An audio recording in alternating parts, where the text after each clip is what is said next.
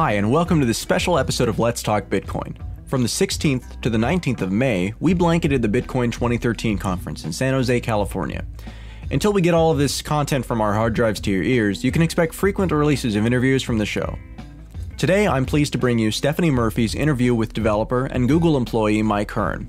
This wide-ranging interview covers decentralized Bitcoin for Android, smart property, the nature and future of money, trading Bitcoins with Satoshi, the problem with online wallets, altcoins and the inefficiency of demurrage, compressed timelines and exceeded expectations, feelings on Ripple, the puzzle of merged mining, and ideological currencies.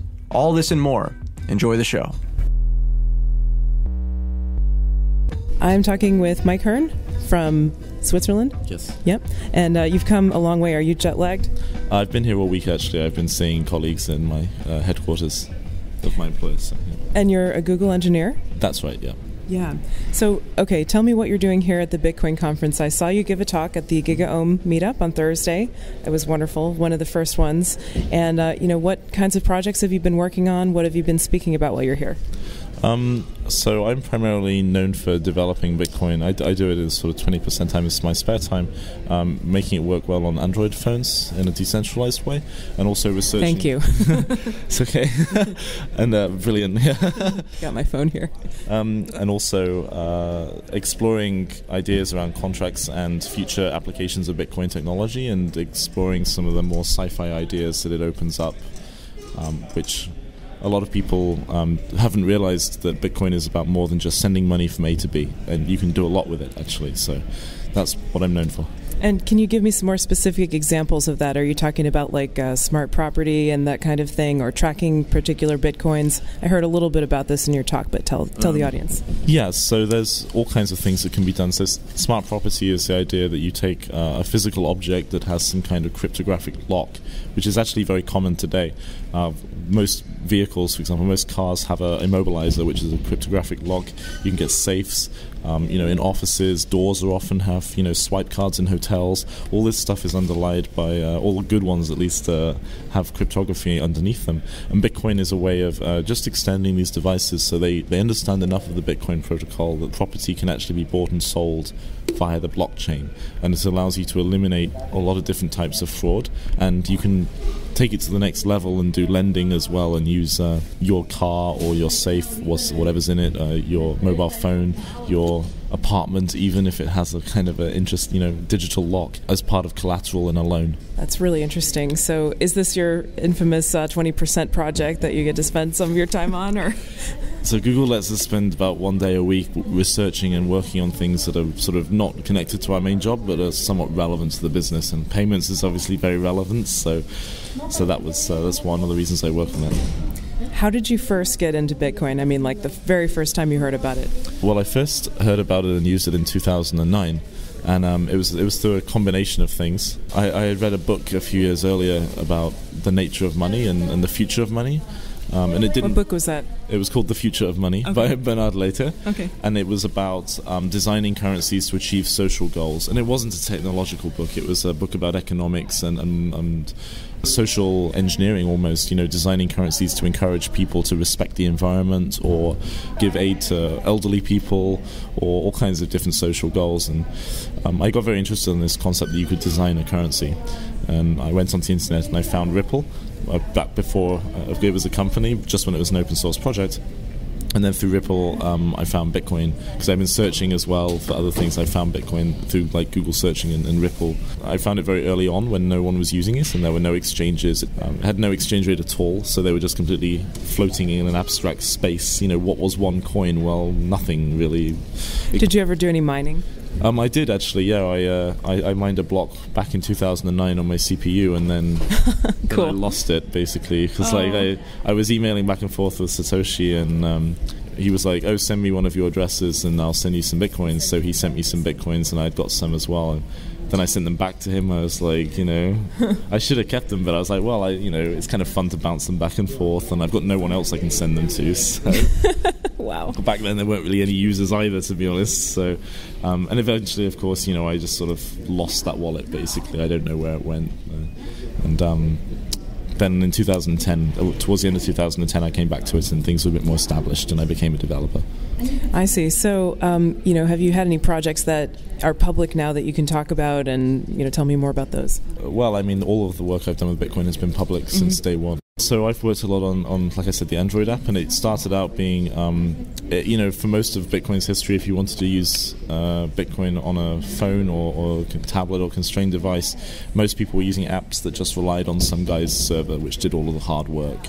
And I mean, this approach worked technically, and it allowed people to send and receive Bitcoins on their phone. But if, for example, blockchain.info is a popular one there, My Wallet service is very popular, and of course if they get DOS attacked or there's a problem with their servers or they go down for maintenance, people just lost the ability to spend their money, which is not so great. I wanted to have the original Bitcoin vision of using this peer-to-peer network, make it fit on a phone, which was quite hard actually, but we did succeed and now it works. So that was the main chunk of work that I've done. And now I'm researching, experimenting a little bit with micropayments and doing some work on scalability. I'm taking part in core design discussions as well. Getting back to the idea of using currencies for social engineering, have you looked into any of the altcoins? Because I know some of them have features that are sort of meant to, like there's PP coin, it's supposed to be energy efficient because it has the proof of stake rather than proof of work, and then there's Frycoin, which is the demurrage fee, and there's a couple other ones. I mean, what do you think about those altcoins if you're familiar with them? Yeah, I'm familiar with some of them. So actually demurrage was a big part of this book I read about the future of money. The guy was quite keen on that. I think it's actually a harmful thing. Eventually I concluded that this was a bad idea. I agree. It's essentially the same thing as, you can do it through inflating the currency and it's taking away people's money. And the outcome of this is that people are trying to escape the confiscation of their savings, so they just sort of put that money into whatever they can find. And this results in a gross misallocation of capital. Right? You get people building houses that don't need to be built and just stand empty. In Argentina, I was saying earlier, there's apparently cases where people are buying BMWs just as like a currency, basically. And oh my goodness, wow. And they just buy BMWs. They don't even need them, but it's like a very expensive object that fits in a small amount of space, and it's not controlled by their governments, so they do that. And of course this results in like people constructing cars that aren't really needed. This kind of thing is very harmful to society, and I think that stability is the most desirable outcome, and eventually Bitcoin will converge on stable currency. Mm-hmm. So, I mean, I think there's a fair amount of, maybe social engineering that's in Bitcoin itself, which is, the idea that you can send and receive payments anywhere in the world, and you don't have to reveal your identity. There's just an address attached to it. What do you think about that? Or do you think there are other features in Bitcoin that are also sort of social engineering? Well, Bitcoin tries to be as neutral as possible, but the one obvious example of social engineering in Bitcoin is the fact that the currency is issued faster at the beginning than at the end. So effectively, this is a kind of incentivizing early adopters and recognizing that they deserve more coins. If they put in the work to make Bitcoin a successful system, then they are sort of rewarded proportionately. And people who come to the system much later and they're taking much less risk, it's harder for them to get access to the sort of money supply. And that's maybe it's not what we think of when we hear the term social engineering, but effectively it's setting up incentives in such a way that people are doing like what Satoshi wanted. It also incentivizes miners to come out with new technology that mines faster and faster and more efficiently, right? Yeah, exactly. And what we've seen, it's been incredible to me how fast we've stepped through the technology epochs. I remember... That wasn't expected with ASICs and disruptive technology. It was expected in the sense that, I remember in 2009 when I was having some of these conversations with Satoshi, we were saying, yes, it's mining on CPUs, and maybe one day people with GPUs will be doing mining, and, Satoshi anticipated this coming, and, even like ASICs is an obvious, technological progression, but what I don't think anyone really anticipated it would be only 4 years, right? That's almost no time at all. Right. And if 4 years ago, you had told me that we would be seeing people fabbing their own silicon to mine, then I would have said they were completely insane, right? How is it possible? Even 1 year ago, right, I would have said that was crazy, and then a few months later the announcements came out, so it's just amazing, yeah, really amazing.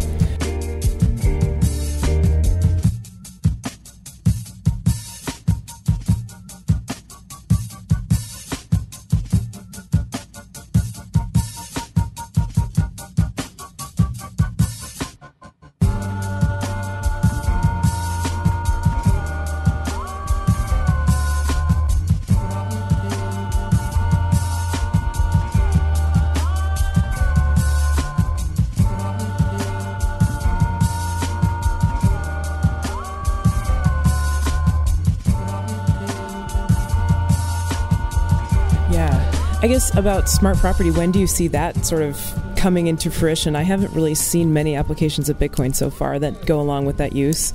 Well, smart property is difficult because it requires the manufacturer of the property to do it, basically. Now, there might be someone who comes up with a creative application just for the Bitcoin community, but for the examples I've given, vehicles and stuff like that, Bitcoin will have to get much larger and more widespread before these kind of big companies are taking notice of it and doing things. That said, being smart property is a feature like air conditioning or, a roof that folds down, and people will, I think, seek that out because they will say, well, even though I might not need it today, in future if I want to acquire a loan, but not go through the banks or other forms of lenders, I will be able to use that feature and I'll be able to use it to secure a loan.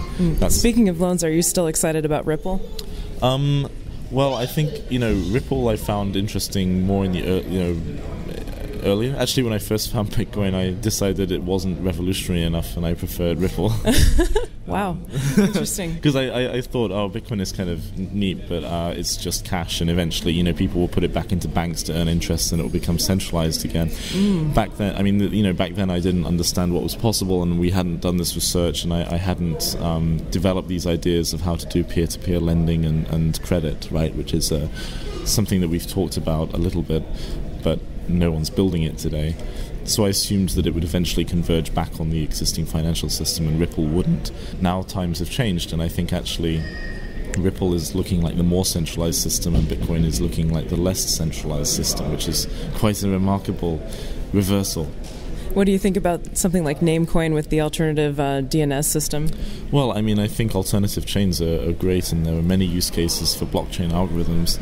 So they did some pioneering work in that regard. Vince, he developed merge mining, which is what Namecoin uses, was sort of mentioned in a throwaway comment by Satoshi that nobody understood, and then after he left, we were all like, or after he was stepping back from the project, we were all trying to puzzle it out, and no one could figure out what the hell he was talking about. And I emailed him and was like, is this what you meant? And he was like, no, you didn't understand at all. Like, here's what I meant. And I was like, oh, now I get it, right? So I wrote up how to do this, and then people went and implemented it for Namecoin. So that was great. DNS is already pretty decentralized. I don't think Namecoin by itself is that interesting, but it really was pioneering work in other ways. It's not really taking off, but I guess that's where I see that application kind of first starting to become popular. Yeah. Right. Yeah, right. There's so many applications you can build on top of Bitcoin. It's just a really exciting time, and I've laid out some examples of things you can do. But for example, at the GigOn meetup, Bennett came out with this great example, which I hadn't thought about, where our self-driving cars are actually auctioning the road space on like a second-by-second basis, and if you lose the auction, you pull over to a slow lane, right? And it's like, what a brilliant idea. This is exactly the kind of thinking that becomes possible when you have really cheap financial transactions. Yeah, and you could maybe envision going on a road trip and, subsidizing your trip by just driving really slowly, letting people overtake you, right? Right, exactly. You save money by going a bit slower. It's sort of very capitalist in a way. It's, some people would find it like quite unfair. Or environmentalist, maybe. Incentivizes some people to go slow. This book I read, How to Use Money to Incentivize Respecting the Environment, was a big theme in it. People don't talk about it so much anymore, but I still think this is a very useful thing. He was talking about the effect of interest rates on net present value calculations, and do you clear the forest or do you manage it sustainably, things like that. These things are still relevant. Bitcoin doesn't really change them because that's to do with the nature of credit and so on. But I think Bitcoin can certainly incentivize environmentalist behavior in other ways. So, okay, what's next for you, basically? What's your next big project? Tell us more about what you see in the future of Bitcoin. It's very open-ended, but I don't actually have a big project that's coming up. Okay. There's still lots of little things that need to be fixed in Bitcoin. Scale, like I said, right, my time is going to be taken up with scalability and security for the foreseeable future. Okay. At least for the rest of this year, I think, because we've got the Android app to the state where it can sort of synchronize in a few seconds no matter how popular Bitcoin gets, but it still doesn't really work well if you have a gigantic wallet with you receive lots and lots of payments and you send lots of payments, because It just needs better programming, basically. That is obviously a really important thing. Yeah, you can't have a wallet where just as you're getting excited and it's getting popular and you're using it a lot, it dies, really. Yeah. It's not acceptable. Yeah, so you're stopping that before it happens. Yeah, Thank you, Mike. Right. Some people have already encountered this problem because they do these sort of micro work tasks where they're often kind of shady. Actually, they're solving captures or clicking ads or whatever, and it's basically illegitimate. But they get these tiny lots and tiny payments, very small amounts of value, but it takes up a lot of memory in the app, and these people are encountering the problems first. So we need to fix it before the people who are doing real payments with real amounts of money start encountering it. Right. Okay. So if people want to find you online, get in touch with you, follow you on Twitter, where can they do that? If you just search for my name, Mike Hearn, you can find my website and my email address is on there. Okay. Thanks so much, Mike. I appreciate your time. No problem. Thank you, Stephanie. Thanks for listening to this special episode of Let's Talk Bitcoin. Tomorrow, we'll be releasing a double interview episode with host segments returning on Friday, the 31st of May.